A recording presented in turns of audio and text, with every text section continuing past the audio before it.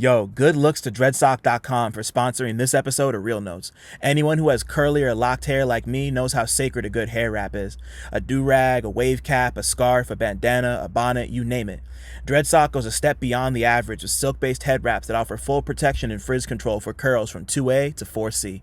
They're made of a blend of breathable materials to help retain hair's moisture and preserve hairstyles enough to ensure a few less trips to the salon, all held down with an elastic band strong enough to withstand even the most aggressive head trips. Whether you wear one to bed or wear one on the go, Dreadsock will have you looking fresh and full. Socks come in all sizes, from shorties for short hair and beginner twists to extra large for the longer locked folks out there. Look, y'all, I've been growing my locks for nearly 2 decades and have been a loyal Dreadsock customer for 15 years. So when I tell you these shits work, I'm dead ass. Plus, they're an independent, black-owned business that's worth the time and energy. So go to dreadsock.com and use promo code CineMasai, that's CineMasai, for 10% off your first order. They won't fall off in your sleep, but they will keep you looking fresh. Thanks again to Dreadsock for sponsoring the episode. Now let's keep this shit moving.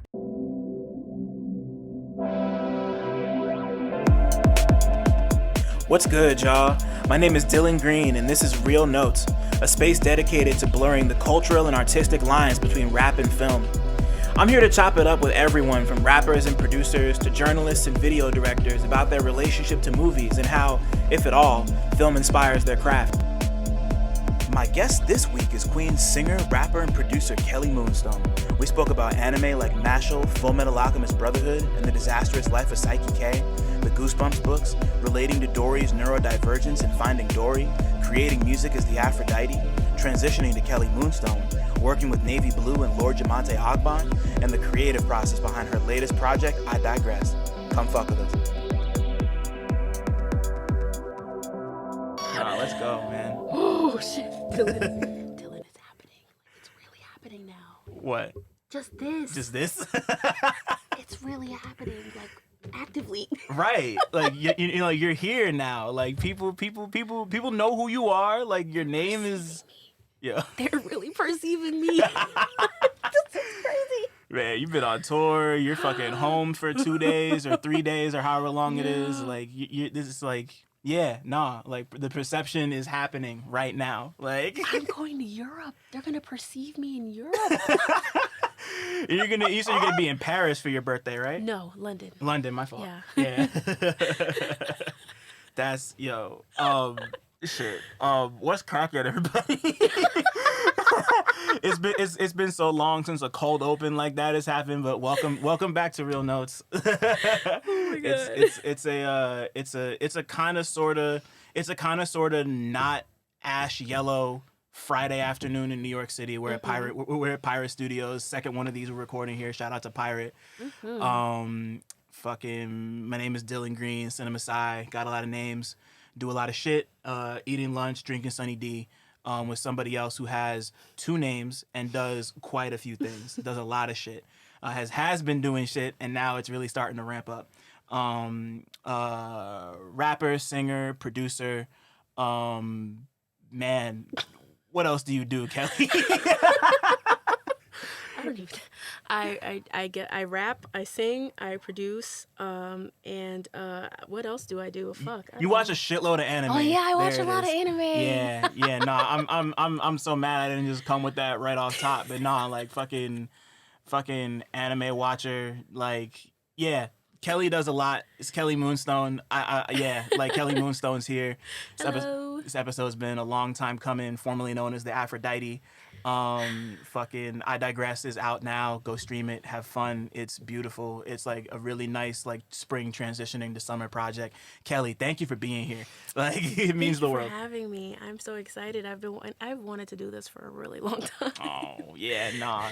It means a lot. Like you know, like it's been like we met right before you transitioned to Kelly Moonstone. Right. Like right. It was like right when you were like it might be time for this. I'm not gonna tell your story for you, but yeah, no, it's been like a couple years, and the growth over those 2 years has been beautiful. And you know, like you're on the Navy Blue album, fucking Jah-Monte album. You know, like you've like this has been a long time coming, and I'm just happy to I'm just happy that we're here to do this. That's Yes, all. I'm happy too. So excited. Hell yeah. So now let me ask you the first question I ask everybody who comes in here. What was the last movie or TV show you watched that you had a strong opinion about?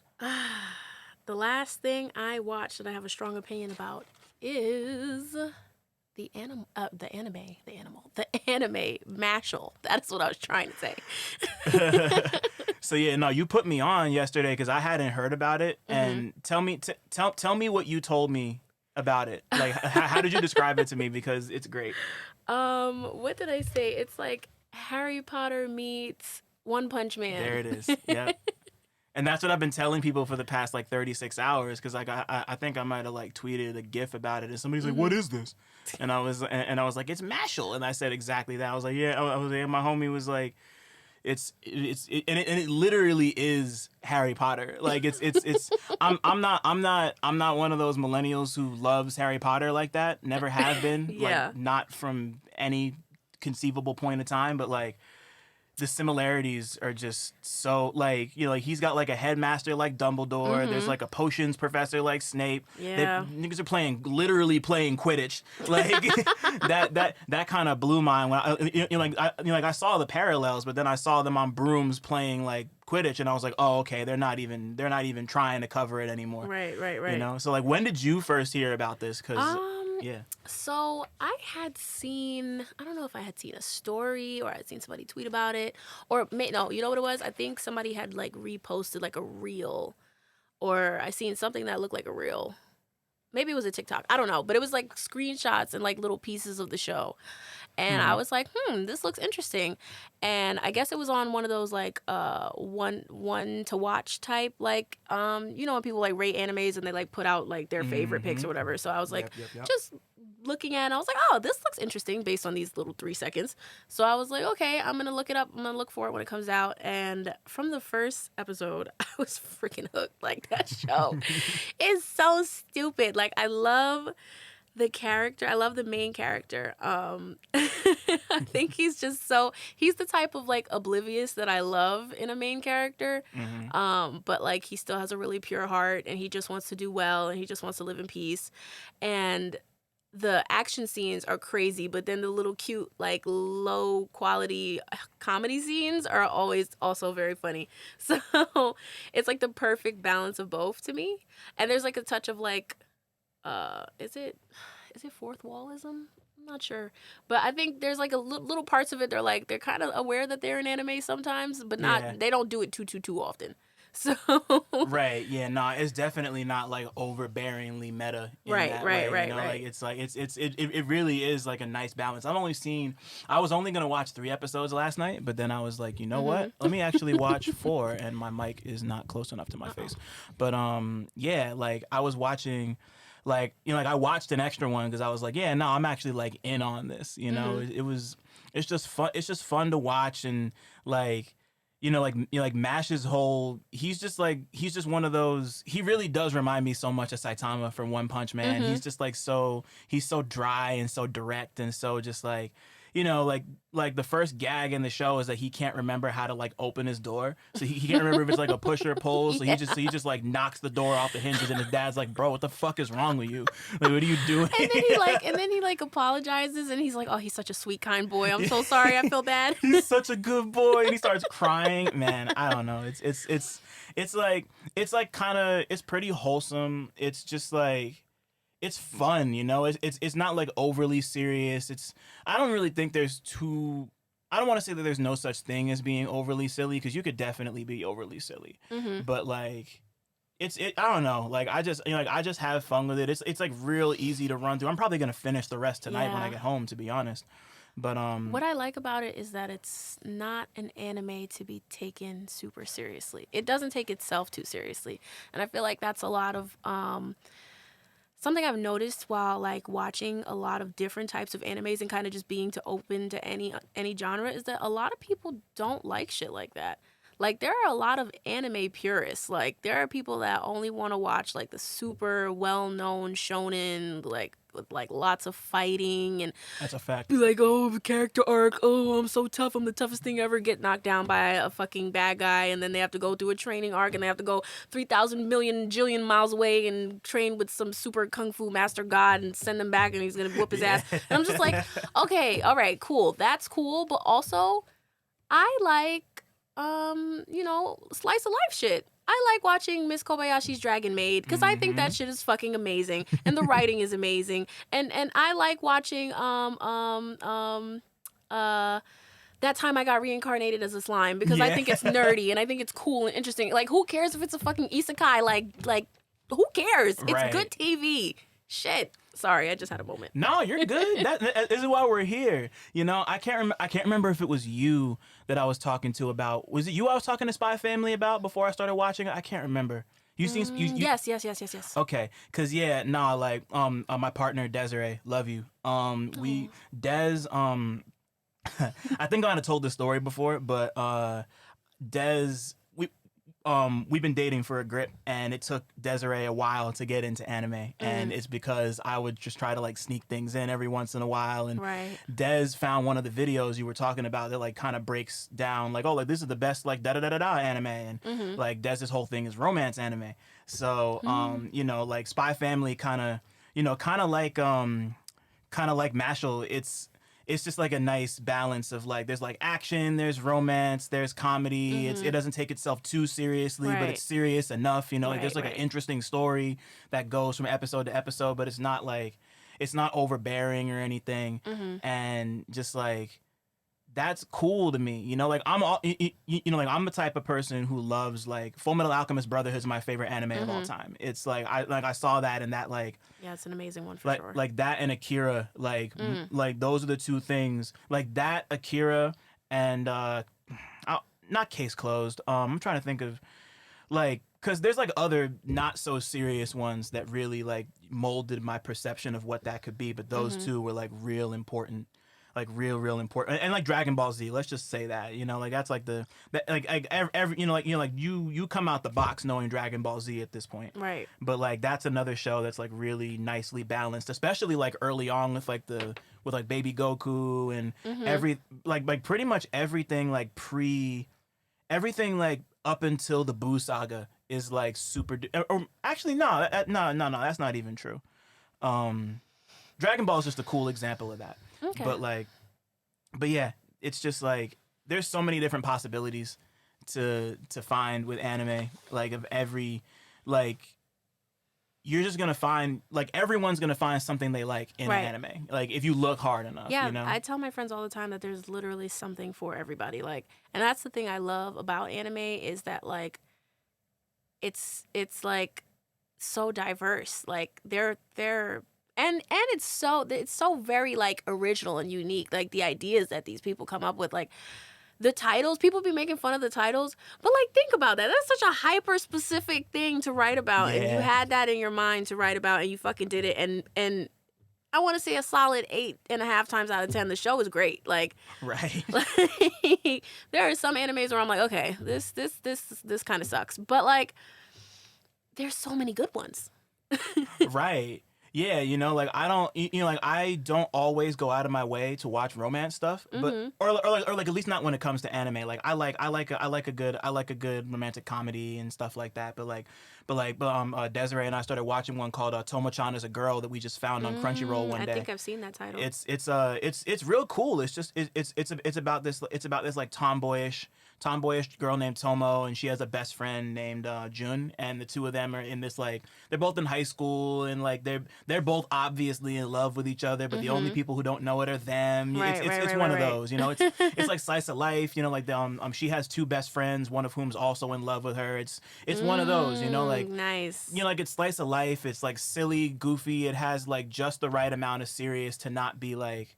Like it's not like it's not like Amestrius is gonna get destroyed if you don't get the Philosopher's Stones. Right. Like it's like super duper low stakes slice of life and stuff like like Saiki K, you know. Oh, I like, love ugh, Saiki. Oh, God, that's like- my favorite. Oh my god, that's my favorite stupid slice of life. like that plot is so hilarious because the nigga is essentially God. Right. Like, Yeah. and he nerfs himself. Right? That's the funniest part about he's it. just like, I want to be as low key could possibly be. Right. Like this nigga altered the universe so that pink hair would be normal. Right. Like that is so fucking crazy. and I think he did it so that like I think like everyone's like stronger than they need to be, or they can all like jump like 3 extra feet in the air, so or they some could like shit. survive Yeah. near him or some shit. Like that nigga is literally God. You know, like, yeah, and yeah, like that's the cool thing about Mashle, because he's kind of in the same boat. And you know, like you look at somebody like a Mash or like a Saiki K or like a Saitama from One Punch Man, and like that's their whole thing is like, you know, like they're so powerful that, you know, like the only thing you can really do is just examine like what does it feel like to have that kind of power? Like how do you fit into the world? Like, you know, yeah, you know, like the anxiety that comes with like I could look at you wrong and blow all the skin off your body type shit. You know, like that's just like that's interesting. You know, like it's like a really cool inversion of like. Just not even like fish out of water shit, but it's just interesting to look at a hero or like a protagonist that way, as opposed to like we gotta work our way up. It's like, nah, I'm here, and how does that affect my life? Right. You know, like I love coffee jelly, but I could, yeah, it's just, yeah, Saiki loves coffee jelly. He does. That's his favorite. I didn't know what coffee jelly was until I saw that. Facts. That shit was cool as hell. I want to try some now, honestly. I have a feeling it's going to be a little... I don't really like the flavor of coffee. Like, it looks good in the anime, but, like, I just feel like I don't like coffee flavored anything. And I used to be a barista, so that's saying, like, I really don't like the scent or the taste of coffee. Maybe I could do a coffee that is, like, 80% milk. Uh-huh. But, like, I could do milk with a dash of coffee. But, like... Yeah, I'm just not. I don't think I would like it. Yeah, I'm like, here's the thing. I love the flavor and taste of coffee. Like, I love coffee ice cream. I love all that shit. I'm like a super recent convert to caffeine. I didn't drink a lot of caffeine growing up. And like, I only try to drink it every once in a while. But like, I don't like coffee. You know, like, I don't like the act of drinking coffee. And I don't like, you know, like, especially, I mean, like, my mom is the type who like, my mom was doing like double espresso shots when I was like a child, you know, like I grew up around somebody who was like really like dead into coffee, you know, and like that's not me. Yeah. But it's like I used to have a roommate who would like brew coffee, and that shit had our room smelling gorgeous in the morning. You know, like I love the smell, I love the taste, but like I'm not a coffee drinker. That's just, I feel you. That's just not me. Unless it's a frappuccino, I'll cave for a frap. Them sweet caramel milks with a dash of coffee. That's my favorite. Yeah, it's the, like, I don't know, like, unless you're, you know, like, not even if you're lactose, because, you know, like, they make lactose free milk now, so nobody's got an excuse anymore. True. Yeah, for sure. Shit. So before we move on, what was the last movie you saw? Just because I'm curious. The last movie I saw... I finally watched the first John Wick, y'all. Damn. How did you feel about it? I was not disappointed. I feel like it is the exact thing you're expecting when you look at the cereal box. It does not, like... It just gives you everything you need, and I love Keanu Reeves, so I'm happy. It was cool. I don't know. I feel like it's such a typical type of movie for the genre. I like how the fighting was organized. I like the characters. I like the set design. I think that I realized that we sped through the first part of the story.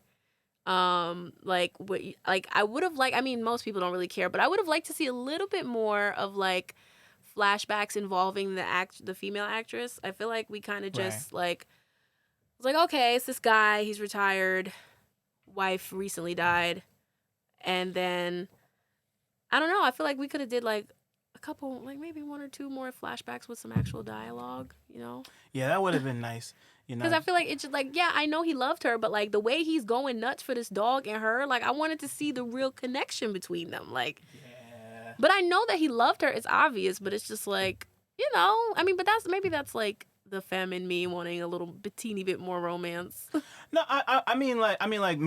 maybe that is the case, but like that's also a valid. I mean, like not that the other thing wouldn't be valid, but just like, like she's just kind of like the dead loved one who just Right. like has no, not to say that she has no agency of her own, but like she's just kind of there as the motivation to be like, this is the reason why John Wick is John Wick. Like she's not like a character as much as she is just like a presence who's like, she's just like, she's here to die to give him motivation. Which is, like Yeah. it's complicated, but like it just would have been nice to at least see them like go on a trip or some shit. Right. Because Like a even little cut scene, like maybe when he's knocked out, of them like on a beach having a conversation. Like something like that would be like touching to me. Like, yeah, like he's on the edge of his last legs and he's like delirious and he's just thinking back to a time when she was there and she said something motivating to him and it just reinvigorates him. That would be cool. Right, because she has, because like really, really, really light spoiler, she has like no presence in the other three movies either. What? Or like not no presence, but like Bruh. she's only there in the sense it's just like it's like a flashback and she like shows up and she smiles and like it is what it is. I love the John Right. Wick movies. I'm a huge fan. I've been a fan since the first one. I love that kind of like. I love that like over the top stupid type of action. Yeah. It's like also like super duper meta or not super duper meta, but like it's like they know the kind of movie they're Exactly. making, and I love stuff like that. That's not like it's not super duper over the top, and it just works for what it needs to be. It's like, once again, perfect balance of like silly and serious, Yeah. especially as it goes on, because you got like yeah, it's those movies are cool. I don't know. I mean, I'm not gonna talk too much about the fourth one because I don't think you've seen it. But like, Yeah, I only saw the first one. yeah, I don't know what they're gonna do for part 5 because he's indisposed. That's all I'm gonna say. He's indisposed. Well, I mean, John, my nigga, I hate it had to be him. Hey man, nah, he's he's just one of those who's like he's gonna come back no matter what. He's like fucking Right. Jason. Right. It is what it is. But what was the first movie experience you can remember having? It could be at the theater, it could be at your cousin's house. Just like the first thing that, or like not the, because I asked this question and sometimes people get confused. It doesn't have to be the very first if you can't remember that, but like the first one that comes to your mind. I might be drawing a blank here, but I think the name of the movie I first remember watching in a movie theater, and this is kind of bad because like I was already like a full grown like adolescent by that time. My mom wasn't really like super fond of going to the movies as a kid, so it's something I really had to like ask to do. And also I'm just not a big TV movie watcher in general. Because I spent a lot of time reading and stuff as a kid. That's cool too. Yeah. So, but my first vivid memory of going to the movies was to see. It was a movie about this group of guys, and they are like it's like an action movie. I think it's A something, The A Team. A, yeah. When did that come out? Early, maybe late 2000s. Let me check real quick. Yeah, I really don't go to the movies that often. I remember being a full something. Like, That was 2010 when the A Team movie came yeah, out. I was in fucking high school. Like, okay, maybe I'm lying. Maybe I'm just high and that was the most vivid one that came to me because no, that doesn't make sense. I'm trying to think of an early. My memory is obviously shit from what I'm describing right now. What the fuck is my? Damn, I'm really drawing a blank. Then, if that was the first thing that came to mind. Yeah, I never really went to the movies that much as a kid. I'm sorry. I don't know. No, it's cool. No, it's totally cool. Let me Like, think. yeah.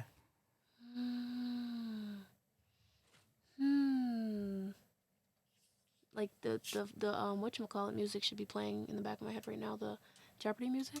That's what I'm hearing. Yeah, I don't know. I don't know. Okay. Well, what's it called? Tell me, like, what were you reading early on? Like, what were you consuming at this point that wasn't movies or TV? So I admittedly did like a lot of the Harry Potter series. I used to read that very often, like as a child. But I also read a lot of like R.L. Stein. I read a lot of there was like some other like, because my mom used to work at a hospital. So she used to just bring home whatever books were in like the children's section that she felt like the kids weren't really looking at, and then she would bring them back. Or sometimes she would let me keep them. But like it was always like a random story. Oh, what is that? What is that one with the with the morphing people? Animorphs. Animorphs. Yes, I read that. Animorphs is crazy. Yeah, that shit used to have me tripped out. I also just read a lot of random horror books. I used to like reading horror books. And damn. There's just a lot of. She said she brought home a lot of like fantasy stuff.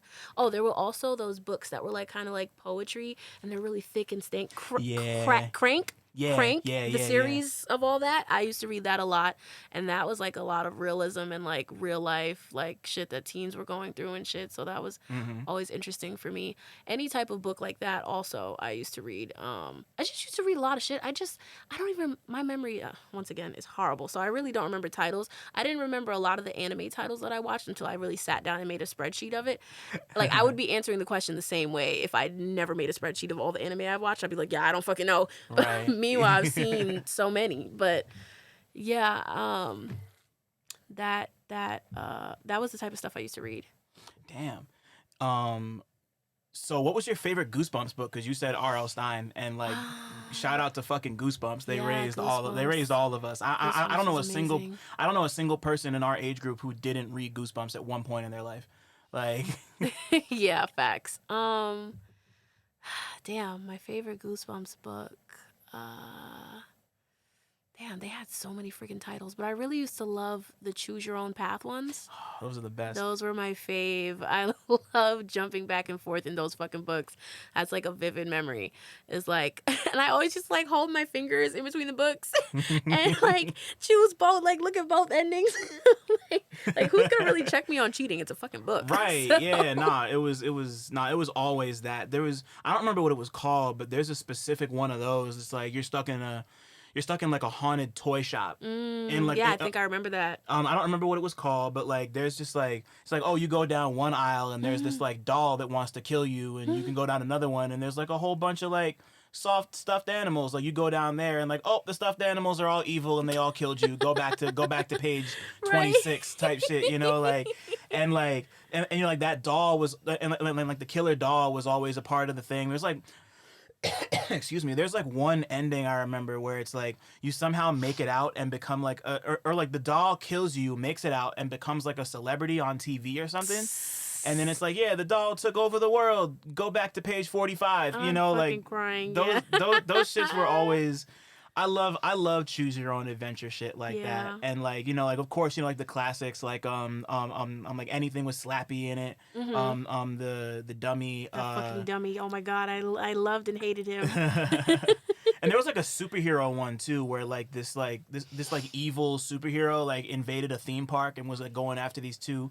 Like more than anything, I remember like more often than not, I remember the covers of the books more than I remember the actual books themselves. Like I had always wanted posters of those covers were sick. Damn. Yo, the animation on those covers was so great. Like that's what made them memorable. Like you can vividly picture the story in your mind based on the freaking cover. Like that shit is insane. I fucking love Goosebumps books. Like just aesthetically, like even just collecting them, and stacking them, it's like, yo, these are cool. You know, it was like the closest thing we had to art as kids. Yeah. You know, like or at least like that we could understand as art in that way. Like the one that I always remember, like the cover wise, was The Haunted Mask. I think it was the third book. It's the one with like the green mask and like it's got yellow eyes and pointed teeth. Yes, and I remember it specifically because I liked the book, but B, the Goosebumps show, that was one of the first episodes where like the whole thing is like if you put the mask on 3 times, the third time you can't take it off. You know, like I remember seeing that. Like I remember reading the book and then watching it play out in the show and being so terrified at the fact, you know, like just like this little girl put the mask on and it was a wrap. You know, no sandwich. She was out. It was just done. and like you know, like that, like seeing, you know, like being able to, for me at least, being able to like read the books and then see them come to life on the show in that way, like whether it was the Haunted Mask or Slappy or the like Don't Go in the Basement one with like the plant monster in the basement, like the cover for that was just like a mossy plant hand grabbing a door, like you said, just those images are so specific and they just take you right there. Yeah. You know, and like on the choose your own adventure tip, I just thought about this since we were talking about it. There's this game I used to love called Mass Effect, this like big sci-fi space opera type thing, and the whole thing was that you could, it had what was known as like a morale system at the time, where it's like you could either choose to be like good, evil, or neutral, and you know, like you would get different like outcomes in the game based on what you did.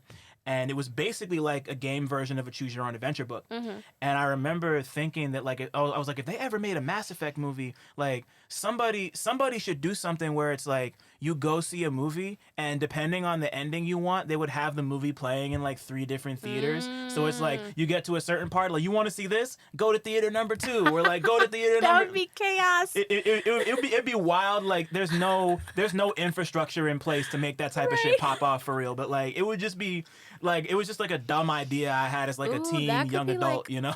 If there was a movie like that, that could be like a good party theme. Like if you're at home and you have like 3 different TVs set up in like 3 different rooms, you could do that. Like that would be cute. Type shit. That'd be so much fun. Like that's something, like anybody who has kids, try that out and tell us how it goes. Like, nah, I want that in my life.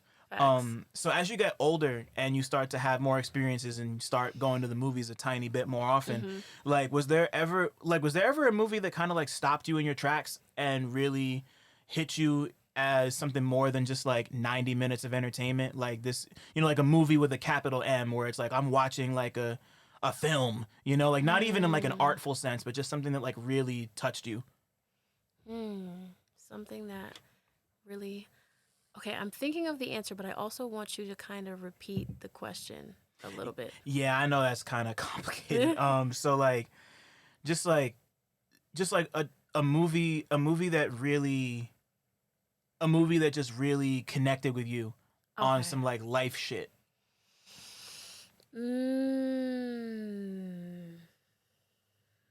let me think. Give me a second.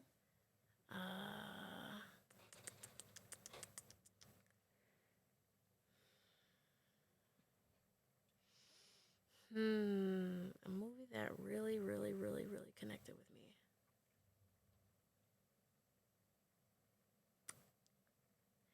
This is gonna sound very... this is gonna sound very odd, but Finding Dory. That's not odd at all. Tell me why. I really connect with Dory's character. So I am undiagnosed, but I honestly feel like for most of my life I've had ADHD, and my working memory is really bad. Like I forget something as soon as I walk into a room. Like I don't know. Like that shit has always just been a struggle for me, especially when I was really young and nobody really understood it. I didn't understand it, and I had trouble like getting on top of it. Like I used to lose things a lot. I remember one time my godfather gave me $100 for my birthday and I lost it within an hour. Damn. Yeah. And I have felt so guilty about that ever since. Like, and just little things like that. Like I would always lose like track of like, I got lost at the Bronx Zoo once, in the mouse house. And they had to like the search for me in the park because I was like staring really intently at a mouse, and they turned around and everybody was fucking gone. So I was like, okay, interesting. But yeah, so for me, Dory's character is really relatable. Like just having to, I don't know, like work through your own shit while also trying to be found, you know? Yeah. And it feels like people are always kind of trying to keep up with you. Yeah. And just like, I mean, yeah. So had you seen the first Finding Nemo before? Yes. Okay. So yeah, like and you know, like we all know just keep swimming and just Right, like the right, whole right, right. they don't super dig into it in the first one, but it's just like we know that Dory's got short-term memory loss and probably also undiagnosed ADD as well, or Right. ADHD. And like what you know, like watching Finding Dory and kind of like coming I'm like how old were you? Cuz the movie's just over 5-ish years old. Like you remember exactly when you first saw it? Probably maybe like a year after it first came out, maybe. Okay. Because I never watch stuff as soon as it comes out. Right. Nah, I get it. But yeah, that's I've talked to a handful of people in my life who like can really relate to Dory in like that like super specific way, not even just in the like, oh, just keep swimming, you know, like Yeah. that's like everyone can relate to just keep swimming. Right. But like I remember kind of like Dory, you know, like the character of Dory, having seen the first one.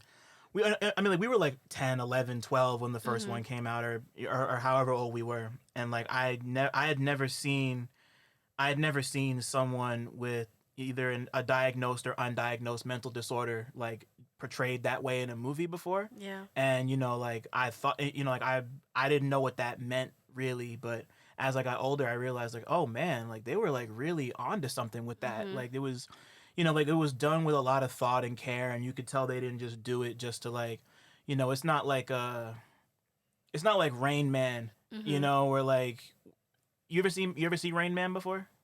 No. Long story short, it's a movie about a man who's on the autism spectrum, and it's just like the trope where he's like where he's like a genius, but he's also like he processes the world differently. Right. It was made in like the 70s and 80s, and you could tell it was made in the 70s and 80s. Right. But you know, like it's not like that where it's just like, oh, like this is you know, it's either like autism's a superpower or autism makes you just like this inert rock. You know, it's really fascinating to see something like that like done well with thought and care. Especially since it connected, you know, with you in that way. That's really beautiful, you know.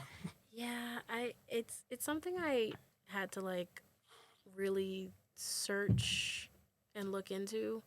I remember I was listening to this podcast, and they were like, there are so many people with ADHD that go through what the person, I forgot the name of the podcast right now, but the person called it like the big sad. Like when you realize that this might be something that this is not might. This has literally affected you your whole life, and you didn't know what it was until you really sat down and looked into it. Yeah.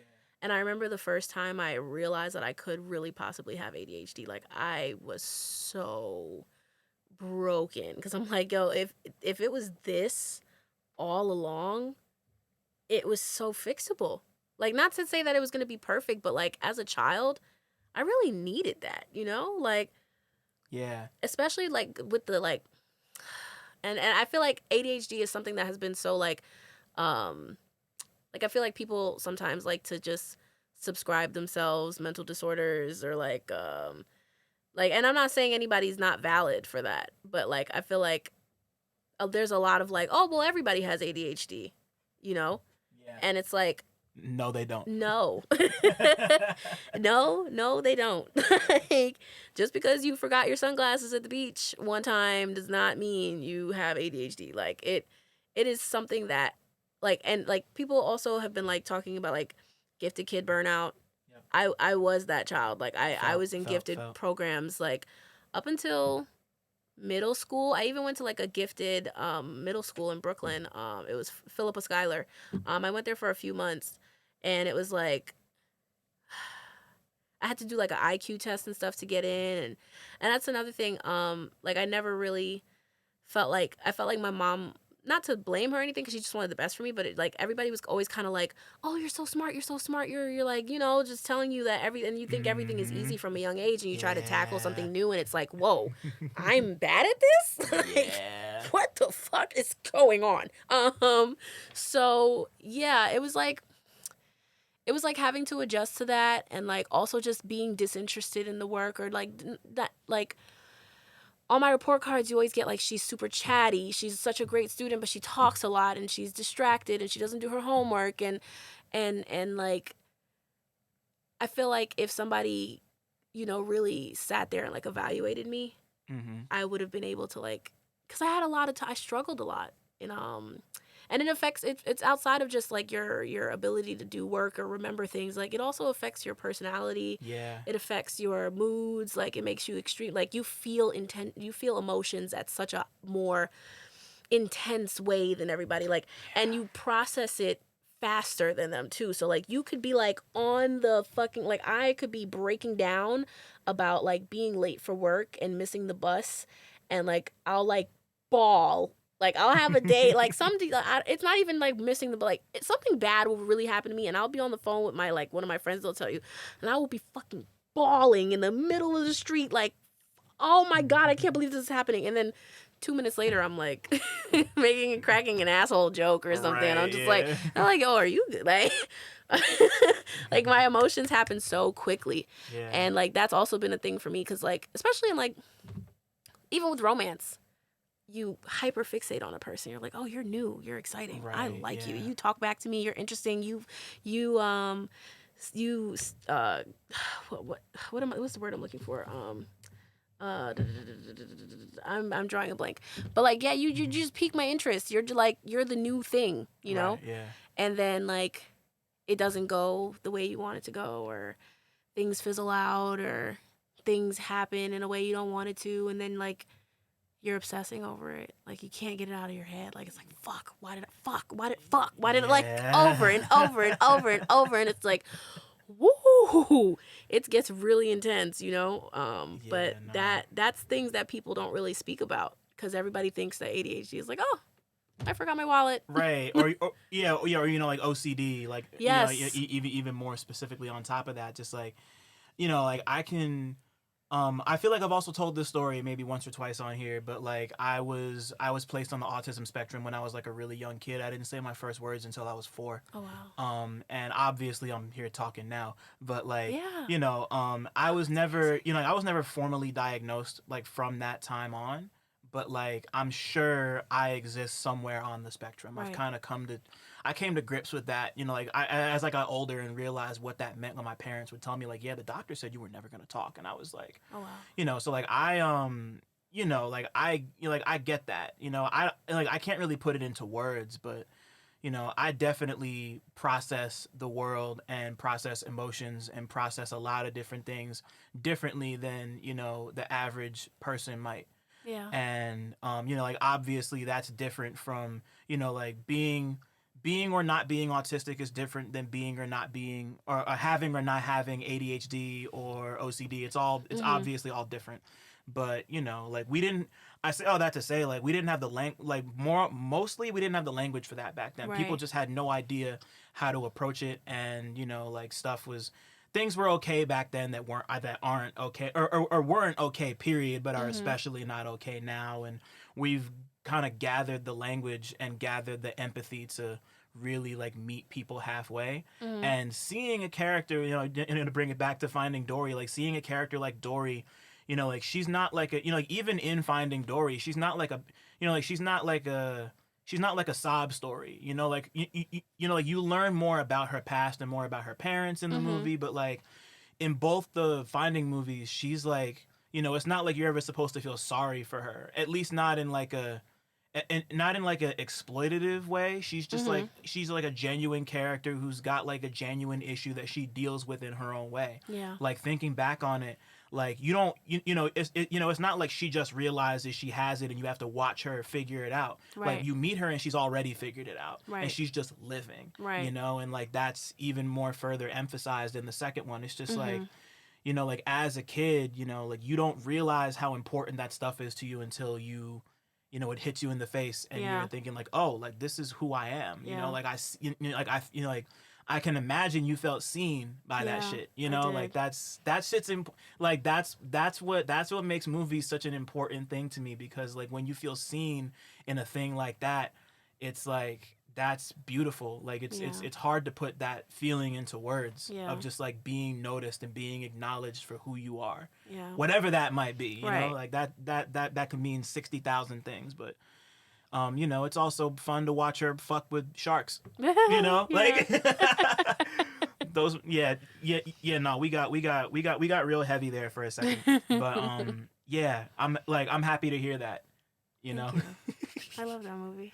Yeah, no, it's great. I've actually been meaning to rewatch Finding Dory for a while. I'm definitely gonna rewatch it now that we've had this conversation. Yeah, same here. Like I think I might have seen it. I also didn't see it right away, but yeah, I definitely saw it and was like, this is, you know, I like Finding Nemo more personally, but they're both great movies. Yeah, you I know? think it was very well executed because I just love Dory in general. So I'm glad that she got her moment. You know, Right, yeah. even though it's about Nemo. So Yeah, you know, it is what it is. But what about music with you? Like, when did music become like capital M music for you, and like not just like a passive thing in the background of your life, or was it ever a passive thing in the background of your life? I have been surrounded by music since I was a child. My None of my family makes music, but my mother loves to sing, and she's also very heavily like invested in the church. So like I've just been in the church since I was a child, and Jamaicans love music. So like from birth, I'm sure I've been to every barbecue function. I had uncles that were DJs. Shout out to the West Indians one time. That's different. Facts. That whole culture is just so different. Yeah, so it was just like being Jamaican, like you're literally from birth surrounded by music. Yeah. And my mom, well, I always heard the classic Jamaican songs at the parties, at the barbecues and the parties and stuff. But my mom was also into like obviously a lot of gospel, but also like a lot of like Western kind of sounding music, like she liked country music.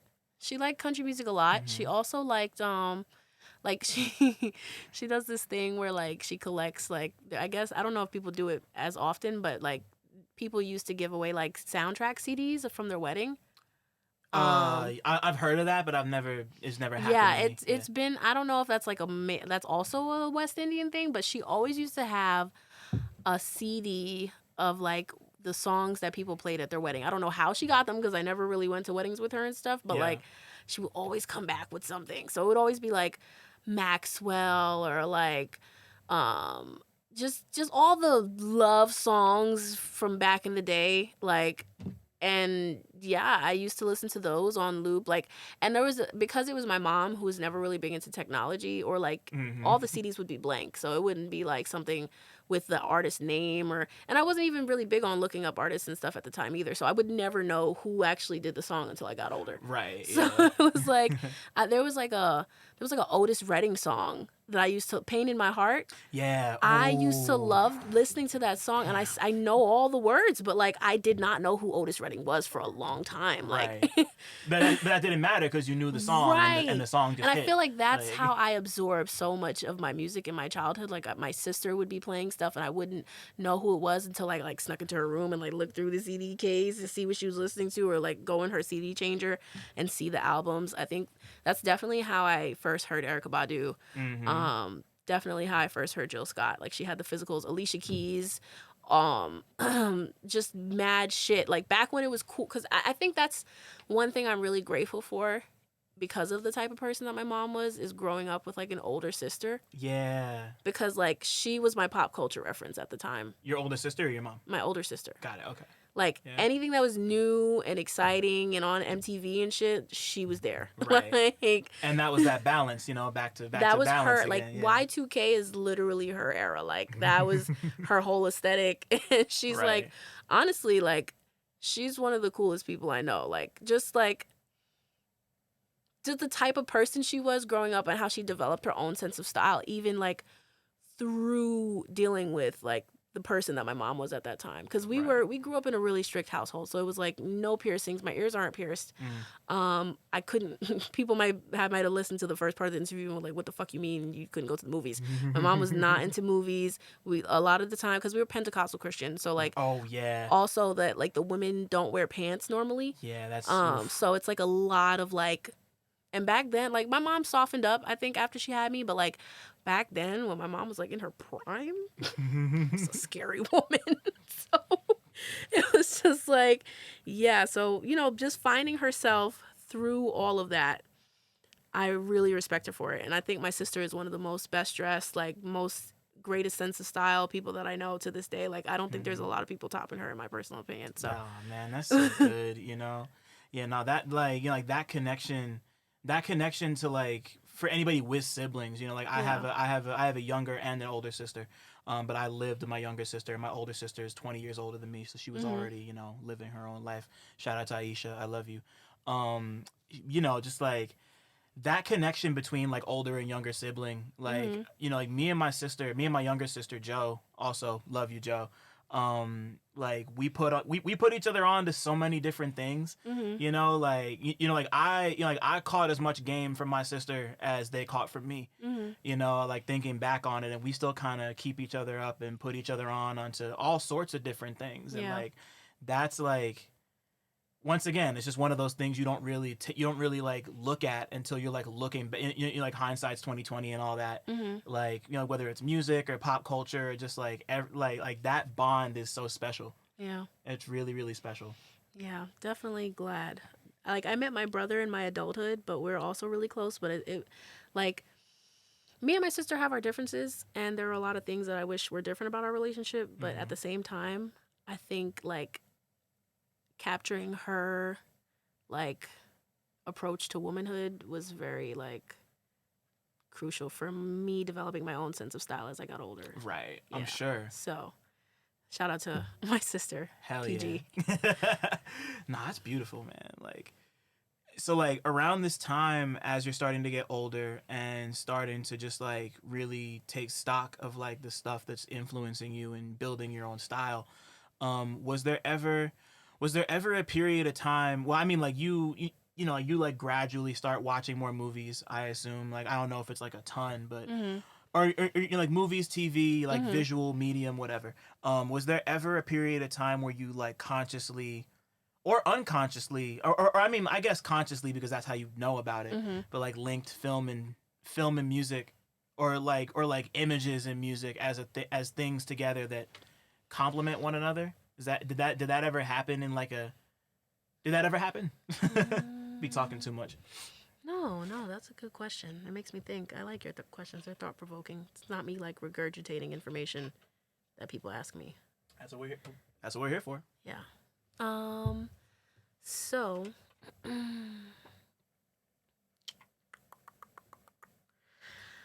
first movie that I connected music, like just movies and music. Let me think. Okay.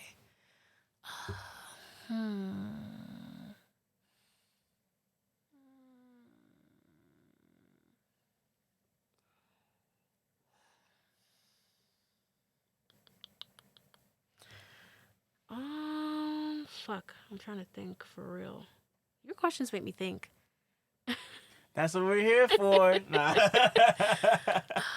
I'm trying to sift through the movies that I've seen in my mind. I wish I had a spreadsheet.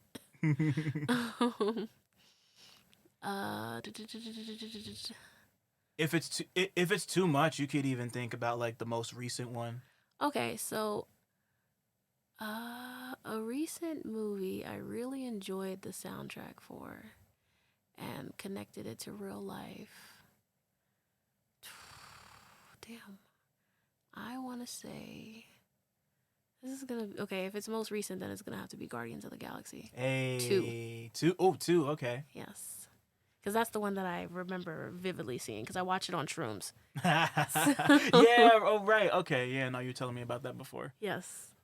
Damn. The soundtrack is very, very good for I think for all the Guardian of the Galaxy movies, but since that's the one I most vividly remember, yeah, that one is pretty dope. I think how it connects to or not even so much about how it connects to real life, but just acknowledging that like the music in the movie like enhanced the experience. Oh yeah, for sure. Yeah, because I think especially listening to it on shrooms, you had a lot of classic stuff playing, and then there was like I always love watching that scene with Groot, baby Groot, when he's just like dancing through all like the chaos. Yeah, and at the beginning, yeah, that scene is so amazing. Damn, like that's that one of the crazy. things that I really loved about that movie, because I feel like Groot is one of those characters where like, I mean, he's like his build and his like existence is interesting, but like he doesn't have any fucking lines. Like I am Groot is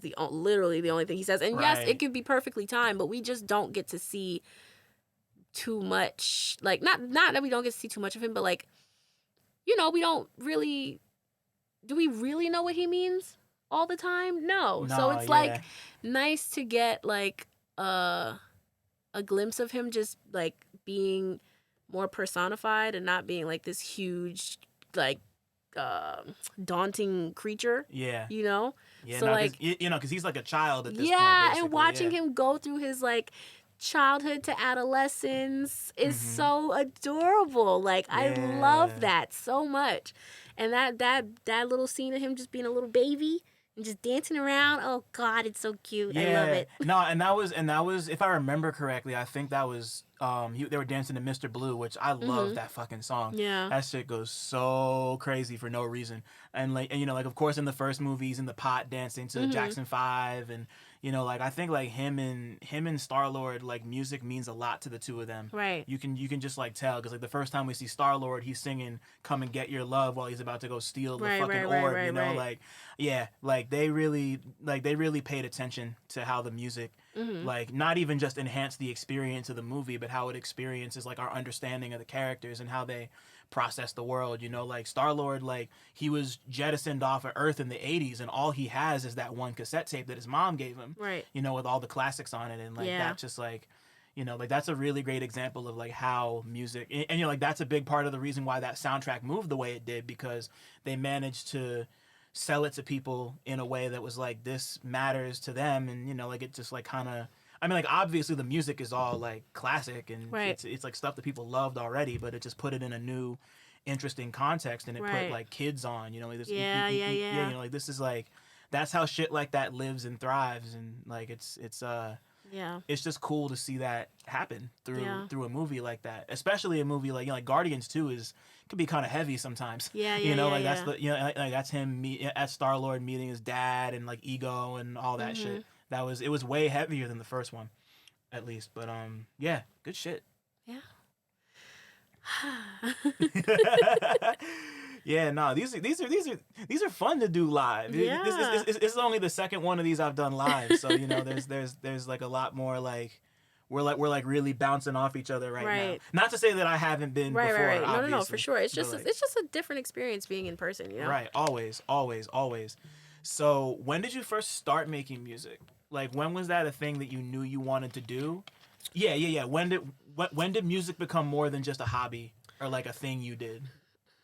Okay, so I'm going to give you one of my very rare core memories, because this is one for me. But there's two isolated incidents. So the first one is third grade. I had a show and tell. Shout out to Mr. O'Connor, my third grade teacher. He was my first Black male and Jamaican teacher. And I loved him. Damn, yeah, that's beautiful.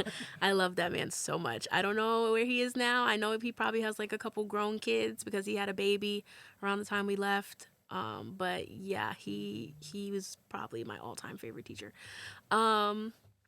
So in third grade, I was doing a show and tell.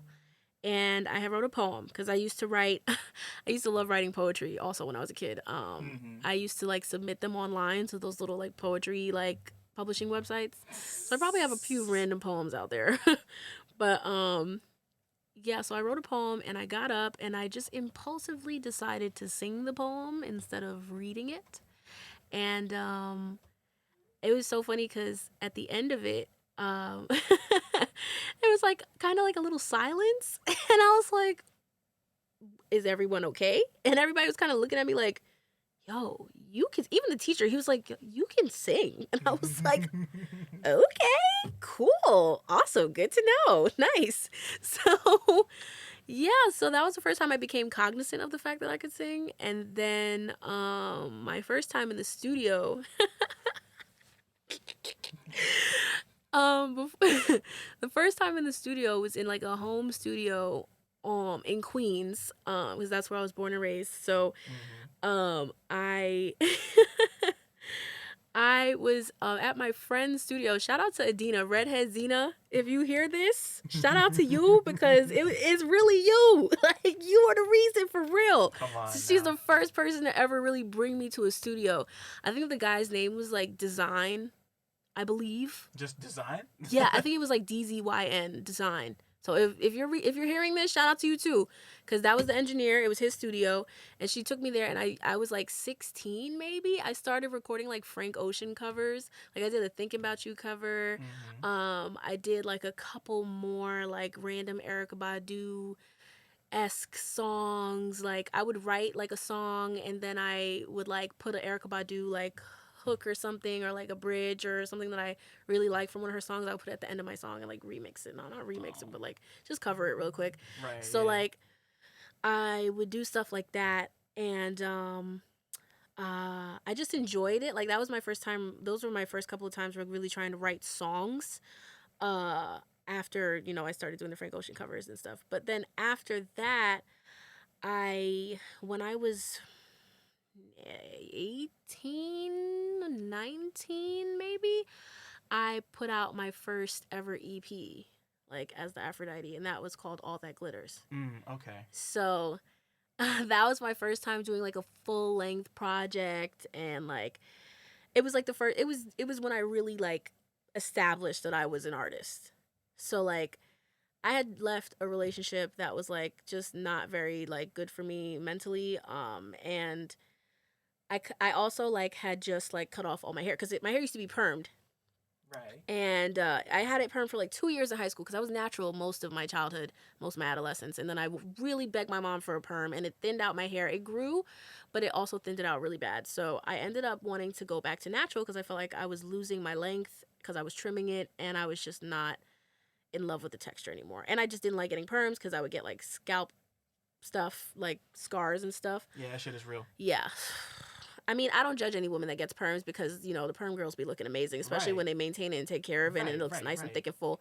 But for me personally, I just can't do it. But anyway, so I went natural, and I was kind of just figuring out who I was, like I also like my ex was like a very like rap hip hop purist kind of person. So like introducing new music was always a challenge because he thought everything was trash.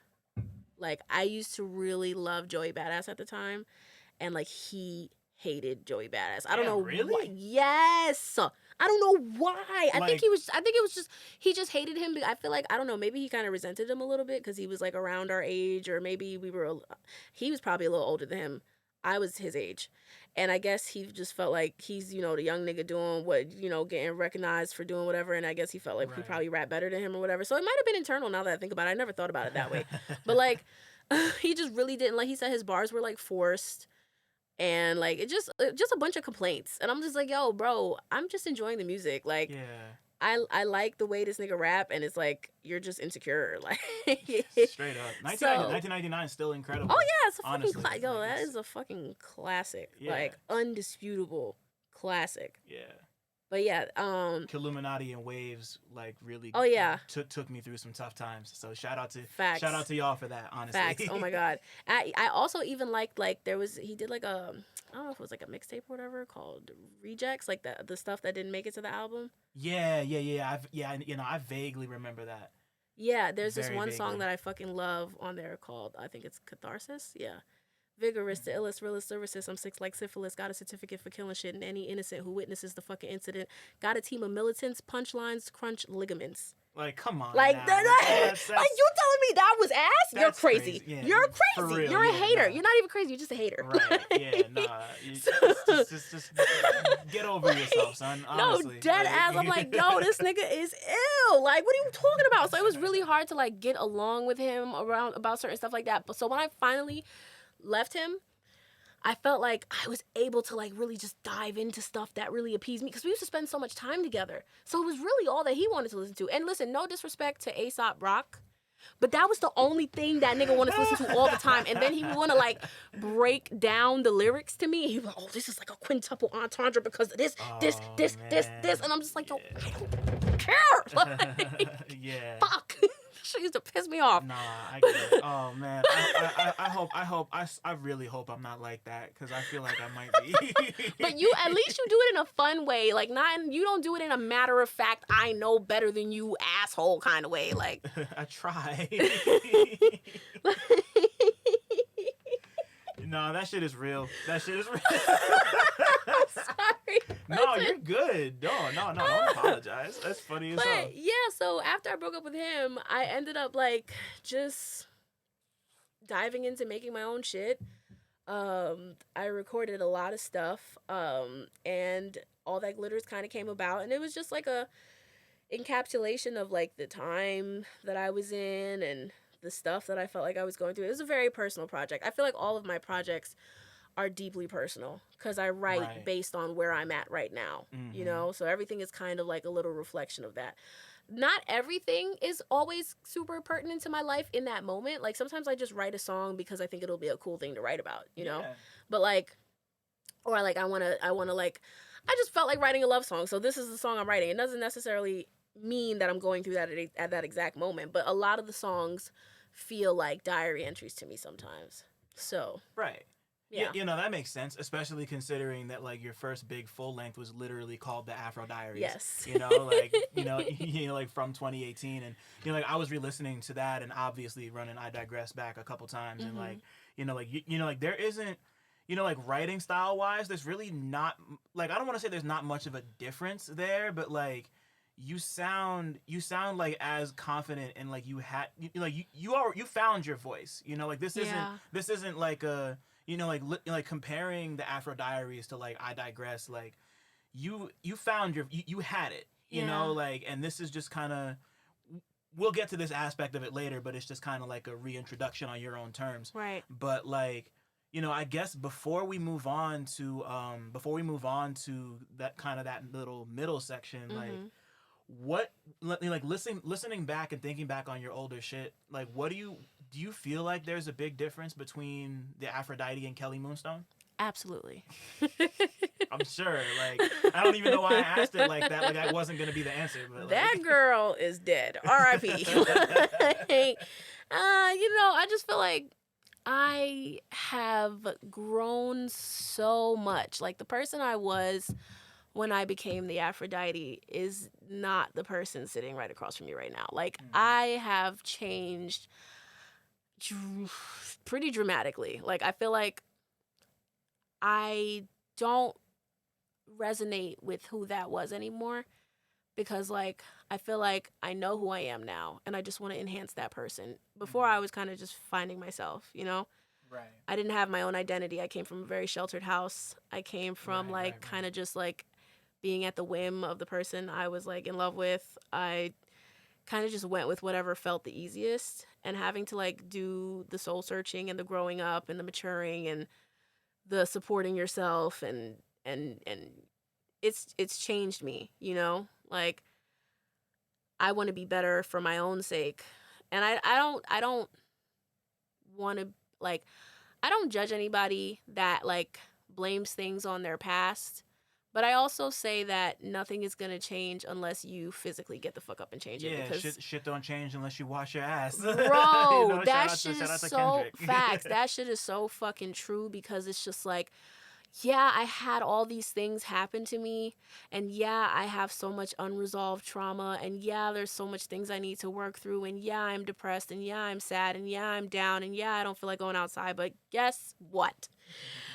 If you want the thing, you gotta go up and get the fucking thing. You gotta get up and move to the thing. Like the thing is not gonna come to you. More often than not, it's not. Unless it is thrust upon you from the moment you wake up. Right. Yeah. It's not. You know what I'm saying? Like, so yeah, I just feel like this is the manifestation of me getting the fuck up. Mm-hmm. Like, I have to put all this shit behind me. And I have so much shit that I need to fucking do and that I need to accomplish. And, like, that's why I said on Digress, I was like, yo, every day I wake up just a bit closer to 30. Like, I'm like, yo, I blinked 5 minutes ago when I was 16. Mm-hmm. What the fuck is... like, I'm a full-grown adult. And I realized I do not like working regular jobs. I've worked so many jobs, I've done so many things, and I just do not want to do that shit anymore. Right, I have yeah. such deep-rooted problems with authority. I need to be on my own schedule doing what the fuck I want to do, doing what I love to do, and not giving a fuck about what you got going on, because at the end of the day, this is my life. And Big facts. people like have an issue with people with main character syndrome. Why the fuck wouldn't I have main character syndrome? I'm the person that has to sit in this goddamn fucking body 24/7 and live this specific hyper specific life. Nobody else has to do that. So I'm going to embrace every moment of that, and I'm going to take charge of every single second I have on this fucking earth, and I'm going to do what the fuck I want to do, because I'm tired of doing what everybody else wants me to do. Right. Absolutely. Yeah. No, I could tell you really needed to get that out too. That's so funny. But no, you're absolutely right. You know, and like I was saying at the beginning of the episode, you and I first connected. Like, you were still the Aphrodite when we first connected.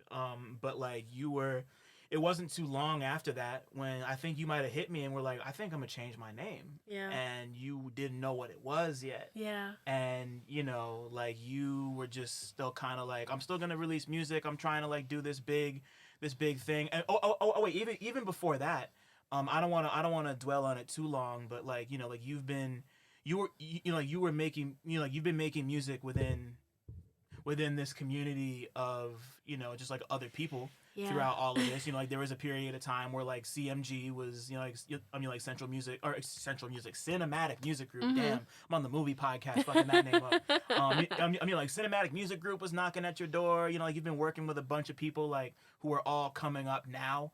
Yeah. You know, like, and you did all of that as the Aphrodite. Yeah. And then you're just like, okay, this person's dead, and now it's time for a new chapter in my life. Yeah. Like, where did the name Kelly Moonstone come from? Like, why was that the one that really struck you? So,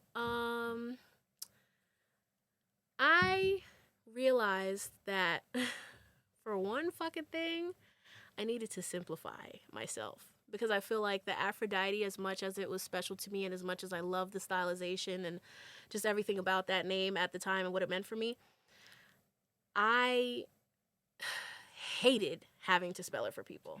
Right. I hated having to get to like be tagged in something or put on a flyer or like featured on a song and it was wrong. That shit really broke me a lot of the time, and it was just like, why is it this one thing that y'all can't get right, you know? Like, and tell people what that one thing is. The O is a 0, bro. The O is a 0. That is it. Like, God damn. That shit used to fucking burn me. That's like, so funny. Oh my God. Like, and I really didn't let it get to me a lot, like, at the time, because it was whatever, you know, people get it wrong all the time. But like, at some point I was like, yo, I'm not doing this anymore. Like, I am tired of doing this. Like, I need to, and also I always introduce myself as my name. So I'm like, yo, I'm Kelly. Hi, I'm Kelly. Right. Kelly, this is my name. My name is Kelly Ann, but like, we don't acknowledge Stan. Yeah, right. So yeah, so I was like, no, what am I gonna do that is like true to me, simple, easy to remember, easy to spell. If you can't spell it, I really can't help you. So like, I was like, okay, I'm gonna go by Kelly, and then what? So I'm looking, I'm like, Kelly Rose, Kelly that, Kelly that. And then I was like, let me look up my birthstones. Like, I had a feeling, you know, I knew I had more than one. But I was like, let me see. I think it's Alexandrite, Pearl, and Moonstone. So I'm like, oh, Moonstone, this is cool. I like this. So I was like, let me look it up and see what it, because, you know, they all have their own little meanings or representations or whatever. Yeah. I looked it up, and I don't know how true this is because I saw it on like one website and maybe one or two, but like I'm not super duper like into crystals. Mm-hmm. I do think they're beautiful and I love them all, but like, it just said it represented like new beginnings, success in love and business endeavors. And I was like, yo, that is something I want for myself, you know? Like, that is the type of energy I want surrounding me. Like, that feels really specific to, like, where I am at my life right now. Right. And it's pretty catchy. Yeah, like Kelly Moonstone. It just moves. Yeah. Yeah. And the people have been doing this thing lately. It's so cute. They've been calling me Miss Moonstone. And I'm into it. Like, I like it, So That's like some Jill Scott shit, honestly. That's so crazy. Some Janet Jackson, Miss Moonstone if you're nasty. Right. You know what I'm saying? Yeah. Wow. So, yeah, I've been loving it, and it's so crazy. Like, since I changed my name, how like shit's really been like, like taking the fuck off. I'm like, oh wow, was that the problem the whole time? Well, that, and I also didn't put out music for a very long time. Right. Yeah. Nah. Because you hadn't started releasing music again until like 2021, maybe 22. Maybe it was 22. I put out Just Another Day. That was the first song as Kelly Moonstone. Okay. I was on Jah-Monte's thing. Right. Beautifully Black with navy blue. Twice. You were on there twice. Yeah. So that was right when I decided, like, okay, I'm going to change my name. And it was like actively looking for the socials to cross over and everything. Right. Yeah. So that was like right before that happened. Okay. Yeah. So it started with Jah's album. Then I put out Just Another Day with Mavi. Yep. And Overcast. And then I started doing like Digress and Sinner and Psilocybin. All that happened like starting this year. Right. So it's definitely been. It hasn't even been that many songs. It's just been a couple features. Oh, and then I was on Nolan's thing too. Right. You were on Nolan's thing. Yeah, I love you. Yeah. Yeah. So. The song I Love You. That album is so great. Yeah. Nolan. Don't get too excited. Yeah, shout out to Nolan. Shout out to Jah. Shout out to Sage. Yeah. So yeah. Yeah. Shout out to all of them. All but the only person who isn't an alum of the show is Jah, but we're working on that. Jah will be on here. Jah needs to come on here. Shout out to Mavi too. Yeah, for real. Shout out to Mavi. Because Just Another Day was such a beautiful song. Yeah. I really fucking love that song for real. It's a gorgeous song. And like I remember seeing the cover when it first came out and being like, this sounds exactly like that cover looks. Yeah, like the one, not the painting of y'all two, but the one that it was like it was like a train. It was like a train stop, and I was like, this sounds like that. Yeah, to me. I don't know. The OG artwork. Yeah, no, it was beautiful. And like around this time, you also started producing for yourself, or maybe like a little after, right? Yes. Okay, so. Yeah, around the time Just Another Day came out is really what like the beginning of my producer journey. Mm-hmm. Like that was I had started. It was that summer. It was that summer that everybody got COVID except me. Yeah. But yeah. So there was that. It was like that. Remember that weekend when it was like all three of those shows that were going on in Brooklyn? Yep. It was that thing with Rosenberg. Yeah. Oh yeah, the Top Shelf show. I keep on forgetting what was the festival called? Because it had a name. Like I just keep calling it Top Shelf. But it was like that thing. It's been killing me. I've been thinking about this for like a week. Let me see if I can find it. Shout out to Top Shelf. Shout out to Top Shelf for real. They need to get me on there doing a little. I don't know. Yeah, come on. Yeah, no. They need you on the shit. Like facts. That would be fun. But I'm trying to find it. Just give me 1 second. I'm looking right now. Okay, too. cool. It was no. Off top is the series. No, hold on. Shit. We're actively searching right now, y'all. Yeah, no, like where the fuck is it? Let me see. It might just be on their page. Supply and demand. Supply and demand. Yes. Damn it. Yes. I knew it was something and something. I'm so mad that I couldn't remember. But yeah. So yeah, it was supply and demand and like two other things. Mm-hmm. That year was my first supply and demand. Yeah, then there was the Rock Marciano show. That's when Sage and I first met. Sorry. Oh really? Yeah. Oh shit. In person. Oh, okay. Like that day was the first day we met. Yeah, there was also the Rock Marciano show with like Steve God Cooks and Pink Sifu. You said Steve God Cooks? Why did I read it as Steve? Stop. No, I'm That was playing. like, why did I say Steve? That's hilarious. Stove. Right. God damn. Because I was reading and this shit looked like an E. Like, I'm sorry. I do that too. No judgment. I do that too. Oh my God. Stove God Cooks, if you hear this, I'm so sorry. Please don't hate me. Please. I love you. but yeah, so yeah, so that happened. And then I think Pink Sifu also had an album release around that time. Yeah, that was the Fly Seafood show that I couldn't be there for. Oh yeah, that was August. That wasn't July. Oh, my fault. Okay, but there was also something that Jah did. Jah performed that weekend too at like a record store. Yeah, nah, our mutual homie Bars played that too, right? Yeah, nah, shout out to Bar. Hope Bar's Shout out doing to okay. Bar, love you, babe. But yeah, it was those two that I went to, the one with Jah, and the one with Supply and Demand. Yeah. Well, the two with Jah, and then there was another one that I went to too that I can't remember right now. It was I can't remember what it is either. Yeah. But either way, beats. You started producing. Oh yeah. How did we get so far off topic? Nah, that's my fault. But so I started making beats that weekend, and I had just moved to Harlem, literally just moved to Harlem. And or no, not that weekend, the weekend after. So I was like, I need to learn how to use Ableton, because my friend Chris gave me Ableton, and it was like such a daunting task. Like every time I would go on the computer and look at it, I would be like, what the hell am I looking at? Like I don't know. So I finally got up there and I was like, I'm gonna figure it out. So I was playing around with the simpler function on there, and I was like figuring out how to like chop samples and stuff, and I like chopped my first sample and I liked it, but I was like, I've always been thinking about this. Like I love the art of sampling, excuse me, and I love what it means to chop up a sample and like remake it into another song and change the sound and the direction and the feel of it completely.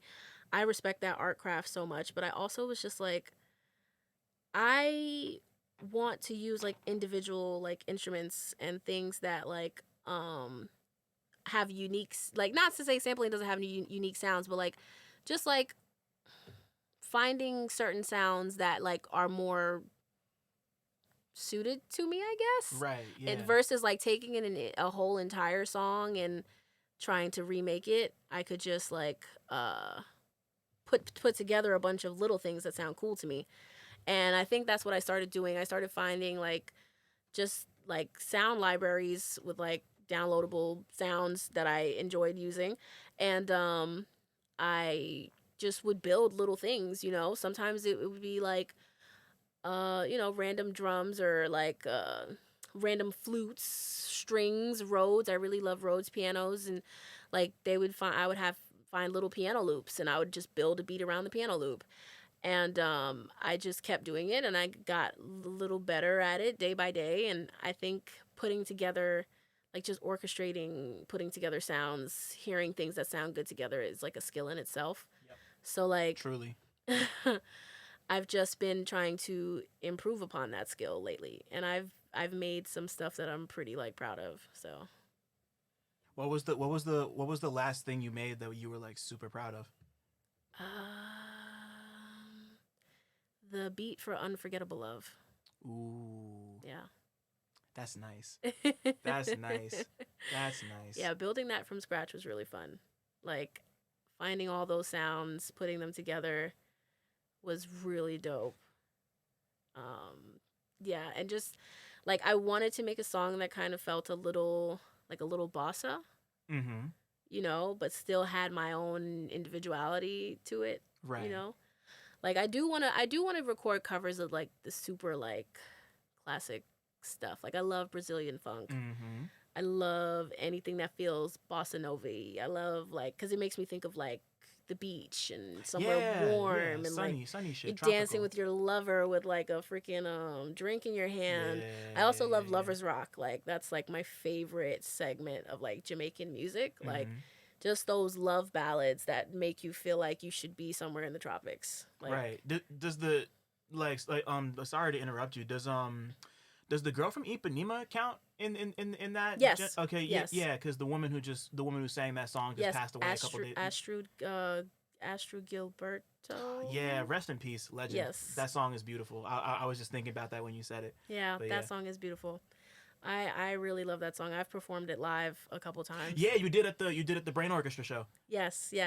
I also did it at the group therapy show with That Good Shit. And shout out to Annabelle and That Good Shit. Yeah, facts. Shout out to Modern Nation too. Yes. So, oh, and also Annabelle, I love you. I just wanted to throw that in there because I forgot to say it. But, yeah, Annabelle's the best. Shout out to Annabelle. Oh my God, you introduced me to Annabelle. Yeah, right. You that was were the reason I met Annabelle. Damn, I forgot about that. Yeah, no, that was a Wiki and Sage's show. Yes, right when, yes. what, with Doing Dita. Yeah, with Doing Dita. Yep. Yeah, too. nah, Shout out to Doing Dita. That was a night. Shout out to Doing Dita for real. Yeah, that was a night. Damn. Yeah, nah, that was. I was happy to make that happen. Yeah, like I didn't even know that. I had no idea that was gonna happen. And but now we're so tight. Like I freaking love her. She's awesome. Oh my God, she was like one of the first people that gave me like a real review of the album because like I sent it to her when she was I believe she was in Italy with she was Playground Music. Right. Yeah. And she like I don't even know what time it was in Italy, but I just sent her the link. I thought she was sleeping. I didn't even think she was gonna answer. Like I don't remember what time I sent to her, but she was like, yo, this album is really beautiful. Like she gave me like an in-depth like how she felt about it, and I was so freaking touched. Like, oh my God, that girl is so sweet. Like, yeah, what a sweetheart, man, for real. She's amazing, and like putting me on shows and like just thinking of me, you know, like she did like a TikTok for me the other day. I'm like watching it. I've been meaning like I'm gonna put it in like one of my photo dumps. Yep. But like I want to post it so bad because I'm like she's just so adorable. So I love Annabelle. Shout out to Annabelle. Oh my God, you're my girl. Yeah, no, she's the best. But I'm sorry. What was the question? No, no. We were just talking about beats, and that's basically it. Yeah, you know, yeah. like no. You were talking about Unforgettable Love, and I just wanted to say before we move on that yeah, you know, like that's like because you were talking about just like wanting to work from like found sounds that weren't necessarily like sample based in that specific way that we all know. And like to me, that's the biggest difference between like the Afro Diaries and I Digress. Is like, you know, like the Afro Diaries is very much in that like explicitly like. I almost want to say, I mean, like, I guess some of it is really like explicitly boom bap, but like, you know, like in that specific like older, more traditional, which like I love. There's never been a time or will be a time where I don't fuck with that shit. But you know, like like the thing that makes I Digress so cool is that, you know, you produced 3 of the songs and then the others were 4 of the songs. My fault. Right. Sorry. It's okay. But yeah, like Steve God Cooks. Yes. Okay. Shit. But nah, you know, like that's like you like the biggest transitional difference for me is that, you know, you kind of really stepped into like the type of stuff that you want to go over. And you know, like one of the things I love about I Digress so much is that it does feel really like holistic and like cohesive in that way. You know, like you got stuff from Sage on there, T-Watt, Budgie. I'm already forgetting who else. Dillip is on there with T-Watt. Right. So, you know, just like all of... and Deck. Shout out to Deck. Shout out, from Australia. Absolutely. Yeah, nah, just like having that handful of people come and make a bunch of beats that all kind of fit the same vision. That's not... and I'm sorry. Shout out to P. What the fuck? Yeah, right. Oh, man, nah. It's okay. I felt like I needed to say that because I just forgot to. Nah, totally. It's just it's just dope to see, you know, like it's one of those things we take for granted, but like coming together and putting a whole vision of an album together that like sounds cohesive from a bunch of different people is not an easy thing to do. Yeah. And like this album sounds the album's got a cohesive sound. You know? think so? Yeah. Oh my God, that's one of the things I kind of like was nervous about. Front to back, yeah. I felt like it sounded like at the time before I really put together the track list, everything kind of sounded so different to me. And it was like not until I really like sat down and was like, okay, what is the order that this is gonna go in? Like, like in particular, like, you know, To the Moon, into Psilocybin, into Sinner. Not to say that it sounds like it was all produced by one person, because that's, you know, like it just sounds like everyone knew what. It's been so long since I said this. It's everyone understood the assignment. Everyone got it. Everyone knew what needed to happen. You know, like, like in that particular way. Yeah. You know, like that's just like that's hard to do. You know, like, especially for people who aren't like, you know, like, it's not like y'all like Revenge of the Dreamers did it in person. But like that's just cool to me. You know, like I like it. You know, like albums aren't a thing that everyone's thinking about in that way these days. And like this just kind of works in that way, so that's oh my God, that's just tight. Thank you. I am so grateful you said that because that was one of the specific things that I was like, does everything sound like, you know, like it's like it should be together? And I had to like, I never changed any of the order. I think I just included a song last. That's the only modification I did to it, but it kept the original order that I chose. So I remember my manager asked me if I wanted to reconsider. I was like, no, this is my this is it. This is the thing I need control over. Please, thank you. So, not to say I didn't have control over my project, but it was just like, Marvel always gives me like little suggestions and stuff, and I usually like they work to my benefit. So like I don't, complain or anything. But like that one specific thing, I needed that. Like thank you for your opinion. I will not be considering it right now. Right? No, totally. I respect it. Thank you, but no. No, of course, and like obviously you both sing and rap. Yes. And do a lot of but like on I Digress, there's quite a bit more singing than rapping. Yes. And it's really interesting because I feel like a lot of people came to you because of your raps. Yes. Like particularly on the Sage and Jah projects. Mm-hmm. So like do you feel like you need to do more of one or the other at one point, or are you kind of happy with that balance? So with this project, I'm not gonna lie to you, I do wish I rapped a little bit more. But I do think that each of the songs, like I said, were so special to me that I don't necessarily regret the choice. What I'm most excited about is doing features. Like I want to collab. That's something and I don't have features on this project, but like for my next one, I do plan on having way more.